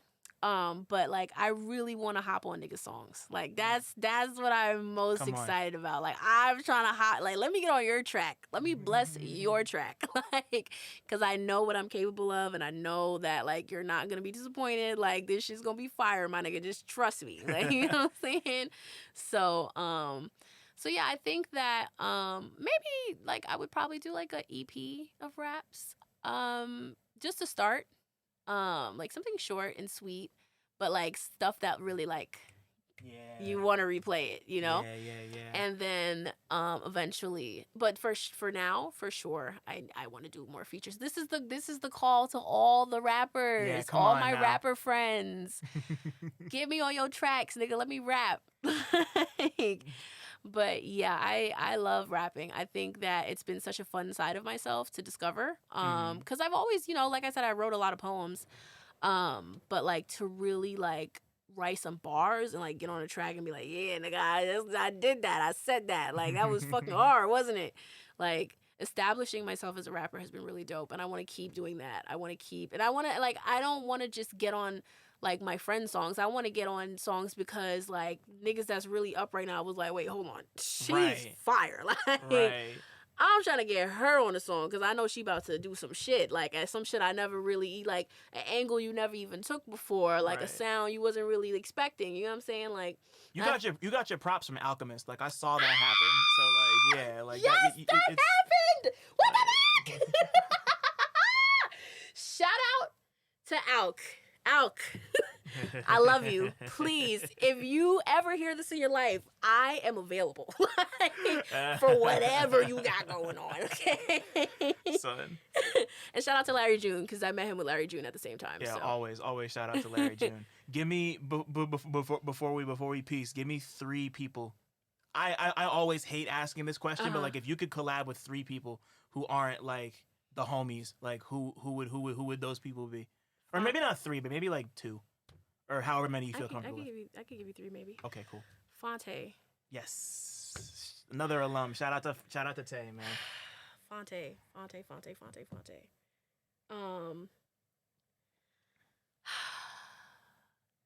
They don't make music anymore, but Jean Grey. Oh, shout out to Jean too. Jean Grey. Oh my God. And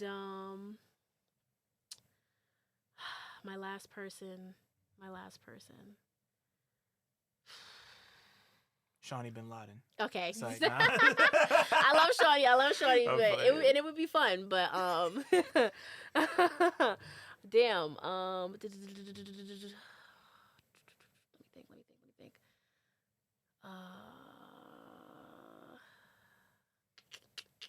K Tronada. Hey, yeah, nah. Whatever the next producer compilation is after, what was the other one? Bubba? Mm-hmm. Yeah, like whatever. Yeah.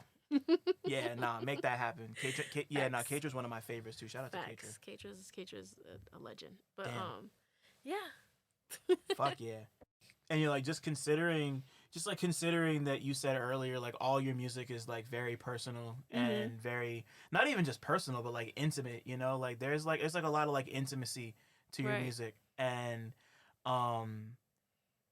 that just like that really comes through in the way these beats land. You know, like just like you know, like it's like so. This album sounds so pastel to me, like so like light pink and light yellow, like daisy colors almost, you know?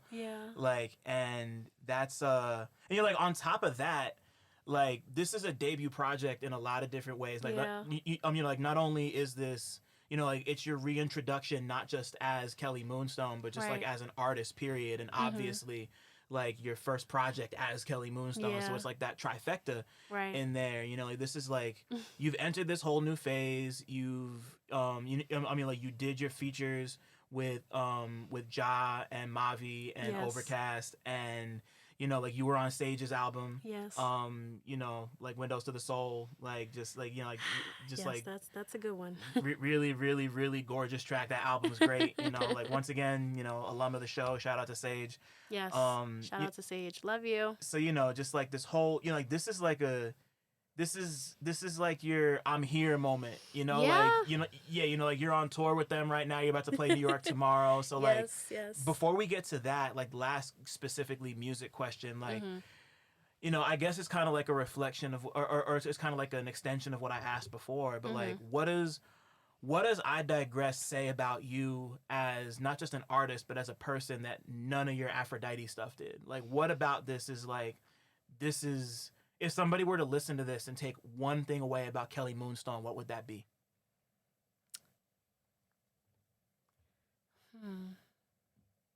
They would say, this girl knows what she wants. This girl knows what she wants out of life. She knows what she's going for. She knows what she was put on this earth to do now. And she's going for it. Like, she's going for the big one. And, you know, there are also a lot of little hurdles along the way. Things that could potentially stop your path. Things that are hard to deal with. Things that are real, you know, that every person experiences. But for the most part, the mission is linear, you know? So, and we're going to the moon, you know what I'm saying? Yeah, no, what was the fucking, was that Jackie Gleason on you ever see The Honeymooners? No, I haven't. Yeah, actually, you know what? I think I've seen it like on a plane or something. I've never like watched a full episode of The Honeymooners, but so many things like reference it. Like for anybody who doesn't know, who's not like a pop culture nerd like me, The Honeymooners is this sitcom from I think the 40s or the 50s about like a fucking like a police officer. Oh no, I think he might have been a milkman. Either way, like his whole thing was he would tell his wife, you know, like one of these days, boom, I'll send you straight to the, you know, fucking awful domestic violence jokes in the 40s and 50s. But you know, like it's like it's so fucked up that that's the first thing I thought of when I saw To the Moon. I was just like, I mean, obviously the song's not about that, but like that's where my brain went because I thought about that, and then like the Flintstones is inspired by the like the Flintstones is literally just an animated version of the Honeymooners. Oh wow. Which is like I didn't realize. Yeah, like these are the places my brain goes. Like this is how I process the world. I feel you. But either way, like this is a really, really cool body of work. Like it's super tight that you know, like you really took your time with it. Like I've seen a lot of this, like not in person, but like I've seen a lot of this, like you know, like I've watched this transition happen. Yeah. You know, and it's really, you know, beautiful to see you finally step into it and be like, here I am. Like this is it. Like I'm here. You know. Oh my God! Like I'm still kind of like processing all of it. Like I'm to Europe in a couple of days, and I'm like, what the fuck? I'm going to the UK. I'm going to Germany. I'm going to Amsterdam off music. Like, what the fuck? Yeah. What the fuck? I just got back from Atlanta. I've got back from like 4 cities I've never been to before. And I've met people, like online friends that I've known for like 10 years and just never had the opportunity to meet them. And now you're here. And I'm like, yo, I was just chilling with them yesterday. Like, what the fuck? I just to the show. I was on stage. People knew the words to my song, I like saw lyrics. you say that. That's like, what was that like? Because like that's a, you know, like that's the next first level time shit. that has ever happened to me. The first time. Like, it was always cool getting on stage and, like, people being introduced to me. But, like, getting on stage and people are, like, reciting your words back to you, it's like, yo. And it's not just, like, one or two people, you know, like, not just your friends. Like, yo, it's a bunch of strangers. I never met these people. And they know my fucking verse. Like, I love doing Window to the Soul with Sage. That's probably my favorite part of the whole show. Like, me and Zero have been doing, like, backing vocals for him for, like, Freehold and Life's Terms. Yep. So, like, just getting up there with him, we've just been having so much fun with it. And, like, I really love being up there with him and Zero. And Ali's been up there for a couple shows, too, which has been really fun. Right, yeah. Shout out to Ali. Shout out to everybody. Facts. Shout out to the whole tour. Yeah, nah. I'm so happy to hear it's been going great. I've seen all the videos. Yeah. Like, it's like, this is, you know, like, this is a really, I might have said this before, but this is, like, a really beautiful time for, like, this, you know, like, the community that's been established through all of this. Definitely. And just like, everyone's up right now. You know, like, it's like crazy. everyone, you know? Everybody is up right now. Yo, if you know, you know. Like, that shit is so real. Niggas been doing this shit before. I felt like I was the new kid at one point, and now it's like, yo, you're like 7 years into this, bro. Right, yeah, like, oh, man. shit, yeah.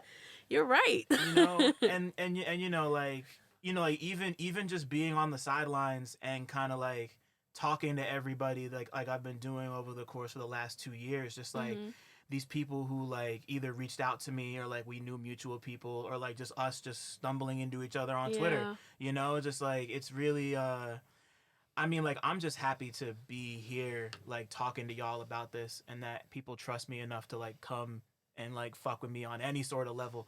But I just love that, like, all this music is so special to me because, like, this is the type of shit that, like, I feel like all of us had, like, wanted 10 years ago. Yes. And, like, watching it happen and, like, watch people, like, embrace it on, like, some real shit. Like, on some, like, you're going to Europe off this. Like, that's crazy, man. You know, you know, between you and Sage and Akai and oh my gosh, shout out to Akai. Yeah, nah, that's bro. Like, it's just like, there's so many people I could name right now, and most, like, anybody listening, I've talked to most of them, so just go scroll through the shit. But like, you know, like, that, y'all are just killing it right now, and it's and you know, like, wait, before I get too mushy, one more question. If your life was a movie, Kelly Moonstone, what would it be about?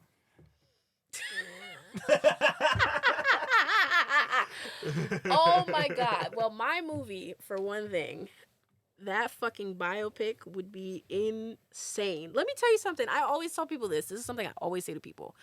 My life is so fucking random and crazy. Like, there are so many random things that have happened to me that I'm like, yo, what the fuck? Like, what the hell is going on here? What the fuck is my life? Like, people be like, what the fuck is my life? But no, really, what the fuck is my life? Like, so I think that the story of just me becoming me, my childhood, all the shit that I've been through, all the shit that I have seen, all the shit that I've lived, the people that I've met, the timing of everything, you know, like, all that shit is, like, so interesting to me, you know?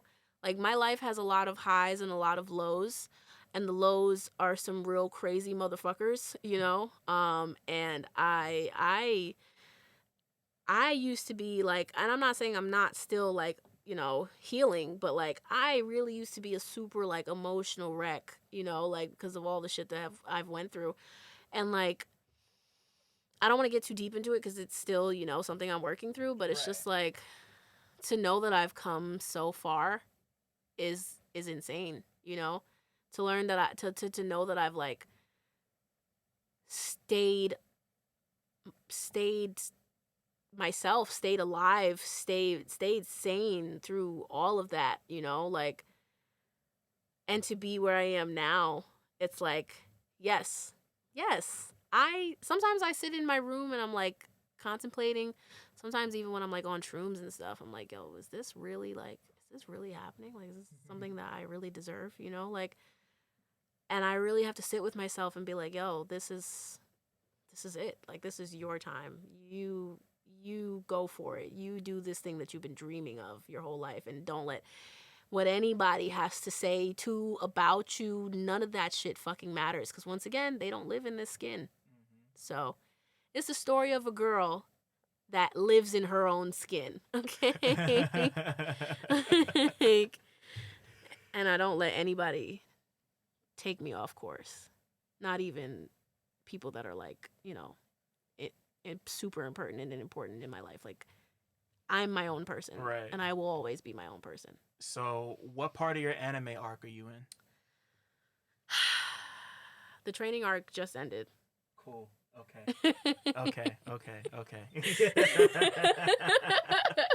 Like, we about to get into it now, for real. Let's go. Yeah. Nah, class is in session, motherfuckers. Facts. Like, Facts. But Kelly, thank you.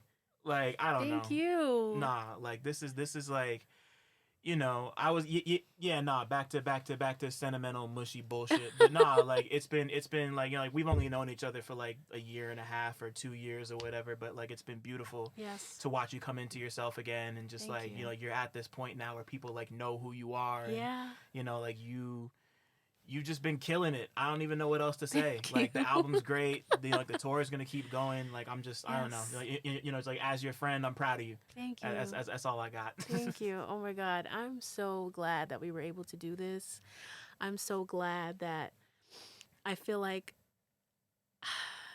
things are really coming together. I'm so glad that life is finally really taking me in a direction that I've wanted to go for a long time. And I'm so humbled. I'm so blessed. I'm so grateful. I'm just so ready for this next chapter of my life, you know? Mm-hmm. Like, I feel like theoretically this one portion of my life is finally like, and now we can like go to the next volume, you know? It's like, yeah. Oh man, you're about to go to the next volume of your life where you get to try Nando's for the first time, and you got to tell me how you feel about Nando's, because I had it when I went to Chicago last year for the first time. It's kind of popping. It's not spicy like they say it is, which kind of threw me off. Like, the fries were spicier than the fucking chicken. Okay, it's crazy, but the chicken was delicious. Go to Nando's. Okay, make it happen. I'm gonna go just because you told me to. Yeah. Please do. Thanks for listening. Shout out to y'all for making it this far. And shout out to all the black people listening too, because y'all really impeccable. Don't forget to like, subscribe, and tell a friend to come through next time. 1.